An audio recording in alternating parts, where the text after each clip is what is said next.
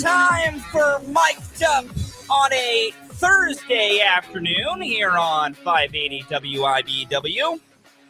Fulton Cast here with you for Mic'd Up with Jake and Fulton. Jake, with it being a short show, had some things to take care of, so he will not be joining us today for our about roughly 20-minute program, so it'll just be me with you, leading us into Royals baseball coming up at 12:30. Jake will be back with us tomorrow here on Mic'd Up on 580 WIBW. It is not a Victory Thursday edition of the show. The Royals did lose last night to the Detroit Tigers 3-2. Their second 3-2 loss in the last 3 days. The Tigers, both wins in this series, have been 3-2. I personally find that very funny. But we do have a shortened edition of the program today. The Royals will take on the Tigers in the series finale coming up at 1:10 will be the first pitch. 12:30 pregame will start, so I will hand things off to the Royals Radio Network coming up at 12:30 for pregame. So very little to get to on today's show. We will briefly touch on Royals Tigers from last night and Royals Tigers coming up. Big surprise, Ryan Yarbrough pitched yesterday. Not a lot to get to from yesterday's game for the Royals and the Tigers. Yarbrough expert of the trainer. We have no injury update, but it shouldn't be anything major. Guys didn't play well. Normally I got more to say, but honestly, there's not a lot to get to from the Royals' loss to the Tigers last night. We will give you our Chiefs training camp headline number 2. Even though Jake is gone, he gave me his training camp headline. I will give you Jake's number 2. I will give you my number 2, as we are just a few days away from Veteran Report Day.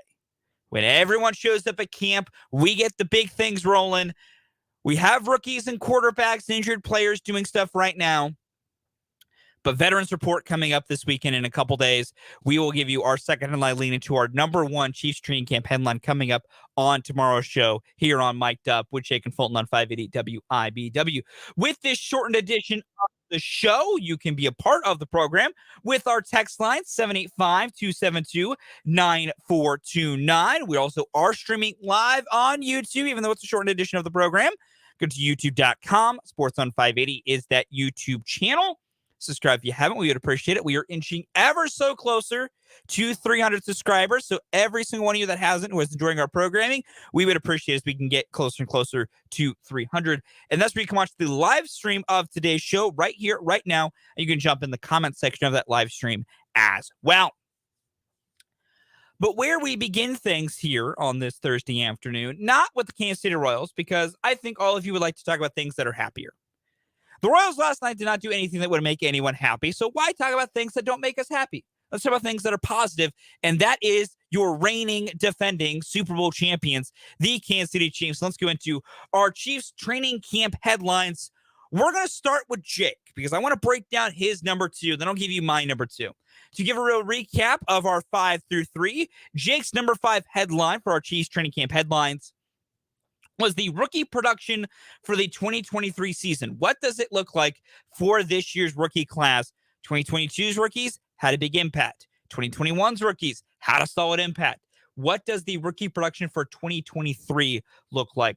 For me, my number 5 headline, the defensive line rotation, particularly at the edge spot, just how does it fit in? Who fits in where? How does Steve Spagnuolo use his different pieces and some new pieces, some old pieces? How does it come together? Who complements what? Who gets the majority of the snaps? That was my number 5 headline. Jake's number 4. What do the sophomores look like? That great 2022 class, what do they look like in 2023? For Jake's words, is it going to be a sophomore slump, or will it be a sophomore surge? Guys like George Karlaftis, Trent McDuffie, Isaiah Pacheco, Jalen Watson, Sky Moore, Brian Cook. What does it look like for those guys coming up in 2023 compared to their great 2022s? That was Jake's number 4 headline. My number 4 headline was similarly akin to that. The young corners specifically, do they take the next step? Trent McDuffie, Joshua Williams, Jalen Watson, those 3 in particular, do they take the next step? You know, can they build upon their great 2022s? As I've said numerous times, progression in the NFL is not linear. It is rarely linear. It's up and it's down. It looks more like a roller coaster. What do the young corners look like in year 2? Because they're going to be dependent upon to do so many things, because the bulk of that cornerback room is young. L'Jarius needs the old head in the cornerback room specifically. So what do those young guys look like coming up in year 2? Jake's number 3 headline from yesterday was the safeties. What do the safeties look like? Because there is a lot of question marks surrounding that room. And I'll be honest, I think Jake made a lot of great points when it comes to that safety room. What does Justin Reed look like in year 2? How does he go, trying to take a little bit of role and some of those things like that? How does Brian Cook look in his first time really being a full-time starter? Because as of right now, your starting safeties, or at least going through camp and how things will go kind of moving into the preseason, we have to assume it's Justin Reed and Brian Cook are going to be your starting safety pair. What does Brian Cook look like? How does Mike Edwards rotate in there? Does Deion Bush rotate in there at all? Shamari Connor, what does he look like as a young guy, and what spot does he play in? Those are some of the questions Jake had for the safety room on his number 3 headline. My number 3 headline yesterday was the linebacker rotation, and it's something to where I think it's a good problem to have, but specifically adding Drew Tranquill can affect the snap counts of so many different players. It can affect the snap count of Nick Bolton. It can affect the snap count of Willie Gay. It could affect the snap count of Leo Chanel. It could affect the snap count of Mike Edwards and Deion Bush. It really could, because what role is Drew Tranquill asked to play? Will he take more of those Mike or middle linebacker snaps from Nick Bolton, who never comes off the field as the green dot? Because most guys who wear the dot don't come off the field. They're your quarterback, your defense, they're your signal caller. What does that look like? Does he take more stats from Willie Gay? Does Steve Spaniel use Drew Tranquill more as a box safety, a bigger box safety, and kind of playing him more just purely in a pass coverage role? Do the Chiefs go more base with 3 linebacker looks, things like that? I am fascinated to see what the Chiefs do at linebacker, because while I don't know if it will have a high negative impact on the Chiefs, I think using Drew Tranquill strategically and properly is a thing that can really elevate this defense for the Kansas City Chiefs. So that was my number 3 headline. Time for number 2. We got 2 left apiece. Number 2s and number 1s. We'll get to our number 1 headlines coming up on tomorrow's show in the 2 o'clock hour. But our number 2 Chiefs training camp headlines for Jake. This is Jake LeBon's number 2 Chiefs training camp headline. For him, it is the Chiefs defensive line. Very akin to my number 5 headline. Jake is curious about the rotation a little bit, but mainly, how does that pass rush happen? How does it look? How does it fit in?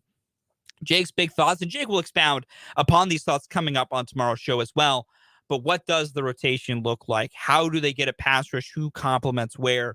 And I get why for Jake that's a little bit higher up, because I can see his point, and what kind of Jake's point a little bit was how important that is to the success of this team. Has it higher up for him than for me?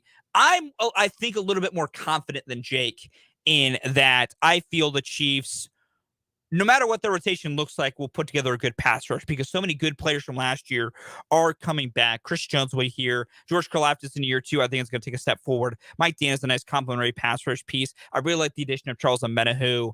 Turk Wharton will eventually be back healthy. Felix Udiki-Uzama will chip in a little bit in his rookie season. So for me, I'm more confident than Jake, but Jake has a lot of the similar questions I have, just in a little bit less of a confidence level of just, what does Steve Spagnuolo do with that defensive line rotation? What does it look like? Who does he put where? And so many of those different facets and things like that. What does it look like? Who slots in what area? To kind of build off of it a little bit, and I wonder, and I'll ask Jake this tomorrow and see if he's more with me. I think my biggest question when it comes to the Chiefs defensive line might honestly be is, where is Charles Omenihu used? I don't know if it's for sure my biggest. That might change as we go through the preseason. But for me, where does Charles Omenihu line up? Because he has been used so much, especially in San Francisco and a little bit in Houston. He was used so much as both interior and edge as a pass rusher. But I feel his best spot is rushing interior alongside Chris Jones, because his skill set of his length and his power and his speed is so useful on the interior, especially because, as we know, teams are going to double Chris Jones. You got it. You cannot leave Chris Jones one-on-one against a guard. Chris Jones will make that man's life a living hell. He will. So that means you're going to let Charles Omenihu be one-on-one against a guard, or maybe a center based on some weird, blocking assignments, what have you. You never know. Blocking assignments get weird. Either way, Charles Menahu, though, one-on-one, does a lot of great things. So I really wonder, can the Chiefs create, with Charles Menahu, one of the best interior pass rushing pairs in the NFL? So I'm very intrigued. That is Jake's number 2 headline, being the defensive line, the rotation, the pass rush. What does that look like? I'll let Jake get a little bit deeper into that as well coming up on tomorrow's show. But him and I talking about it before the program, it's similar to what I was thinking. Just Jake has a little more question marks, a little bit more worry. So therefore, it's higher on Jake's list than it was on my list for my Chiefs training camp headline. My number 2 Chiefs training camp headline, and I went back and forth on whether this should be so high because of what the Chiefs were able to do last season with issues at this spot. But because I believe this is one of the most important things they must do every season, this will always be a bit high for me if I have question marks. And it is, how does Donovan Smith look at left tackle for the Chiefs this year? Donovan Smith, in his career, at times, has been a pretty good to above average left tackle. But last year, dealt with injuries and penalty issues. Was, kind of an average pass blocker, below average run blocker. And with 4/5 of the line you feel confident in, with Tooney, Humphrey, Smith, and Juwan Taylor, I could understand if no one's worried about this or is not that very high on the worried about it meter. I've said it numerous times. The Chiefs have understood it and have made it their goal. One of the biggest things the Chiefs need to do every season is make sure Patrick Mahomes is kept upright. If Mahomes is kept clean, you're fine. I've said that is my thing about the wide receiver room. It's about this offense as a whole. If 15's clean, the Chiefs offense is going to be just fine. And so while, last year the Chiefs had, occasional weaknesses on the edges with Brown and Wiley, and they were fine, the games where the Chiefs could not control the edge with Brown and Wiley were the games they had the biggest issues. Their loss to Buffalo, their loss to Cincinnati, even their loss to Indianapolis. The Chiefs not keeping Mahomes clean leads to issues. And while I think Donovan Smith can be an average left tackle, he could be just as good as Orlando Brown, if not a little bit better in how he's been for the Chiefs, how he was for the Chiefs, for Donovan Smith coming in this year. And while I am semi-confident in what that will look like, the fact of the matter is, if Donovan Smith is a below average left tackle, that's a problem for this Chiefs offense. Is it a problem in such a low it's going to sink them and they're not going to win the division and all this stuff? No, but it does put a ceiling on this offense and does create an issue against those high-level teams. Against the teams like Buffalo and Cincinnati, and if you have a rematch against, when you have the regular season rematch against Philly, but against other teams with good pass rushers, if the Chiefs can't block them, it can mess with the entire game plan. And more importantly, and this is why this is important to me this season, even if, you feel kind of the other spots, we have all these questions about the receiving core. The receiving core's life is made easier if Mahomes has time. If the receiving core struggles and the Chiefs offensive line maybe has some weak spots, and mainly Donovan Smith at left tackle, you combine those together and you lead to some potential issues on offense. That's why it's so high for me, and that's why I'm so intrigued by it, and we'll be paying attention to it so closely coming up for the Chiefs this year. It's a problem that I think they can overcome, but I think it is also a problem that has a chance to compound the easiest. Like, if the Chiefs have issues at other spots in other position groups, I think there's other ways to solve it. If you can't keep Patrick Mahomes upright, if Donovan Smith becomes a turnstile at left tackle, and more importantly, if he can't stay healthy at left tackle, this is beyond just how does he play as well. This is, can he stay healthy at left tackle as well? How does he look at left tackle? Is he getting penalized a bunch? The Chiefs can overcome only so many penalties. That's a question mark as well for what they do and what it'll look like. So I'm just fascinated to see what the Chiefs look like with Donovan Smith at left tackle. How does he play? Can he rebound? Because also, if his penalty issues are up there, if he's constantly going to call for holdings or false starts, that wipes away plays. That sets you back. That causes problems in and of itself. So it's one of the things that I feel will be fine. But if it has issues, I think can have a big domino chain reaction to how the rest of the offense plays and how the rest of this team plays. So I'm just a little worried and want to keep an eye on what it looks like for the Chiefs and Donovan Smith coming up this year. We'll take a timeout here on Mic'd Up. Coming up next, we will have the mic drop / a Royals Tigers preview as we wrap up this very shortened edition of the show right here on 580 WIBW.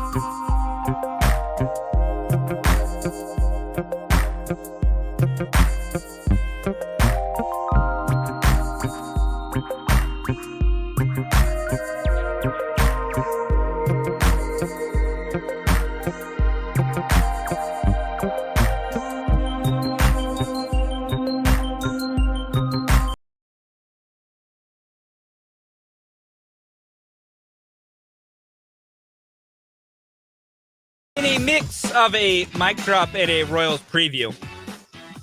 The Royals take on the Tigers today. If they get a win, they split the series. Also, I'm mad that Jake is in here so I can do an I told you so. If he was like, oh, they're going to win 3 in a row. I told you that wasn't going to happen. They lost last night. They have a chance, though, to split the series if they get the win today. Two big important things to go over is the starting lineup and the starting pitcher.